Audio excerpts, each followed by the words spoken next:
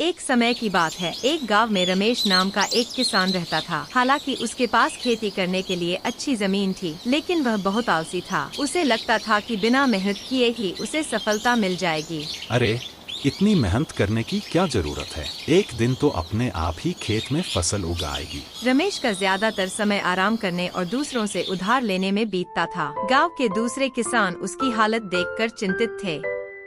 रमेश भाई, अगर तुम समय पर खेत जोतो और बीज बोओगे तो अच्छी फसल उग सकती है, लेकिन तुम कुछ भी काम नहीं करते। तुम्हारे खेत में बस झाड़ झंखाड़ ही उग रहे हैं। अरे भाई, इतनी मेहनत करने की क्या जरूरत है? देखना, एक दिन मेरे खेत में अपने आप फसल उग आएगी। समय बीतता गया। गांव के दूसरे किसान दिन रात मेहनत करते रहे। उन्होंने अपने खेतों में बीज बोए, पानी दिया और फसल की देखभाल की, लेकिन रमेश अपने आलस में पड़ा रहा। जब फसल काटने का समय आया, सभी किसानों की फसलें लहलहा रही थीं, लेकिन रमेश के खेत में कुछ भी नहीं था, सिर्फ सूखी घास और झाड़ियाँ। अरे, मेरे साथ यह क्या हुआ? मैंने सोचा था कि फसल अपने आप उग आएगी। अब मैं क्या करूं? रमेश को बहुत पछतावा हुआ। वह गांव के बुजुर्ग के पास गया, जो अपनी बुद्धिमानी के लिए मशहूर थे। मैंने बड़ी गलती की। बिना मेहनत के कुछ नहीं मिलता। अब मुझे क्या करना चाहिए? बेटा, मेहनत ही सफलता की चाबी है। अगर तुम अपनी आलसी आदत छोड़कर समय पर काम करोगे तो अगली बार तुम्हारी फसल भी लहलहाएगी। रमेश ने बुजुर्ग की बात मानी और अगले साल उसने पूरी मेहनत से खेती की।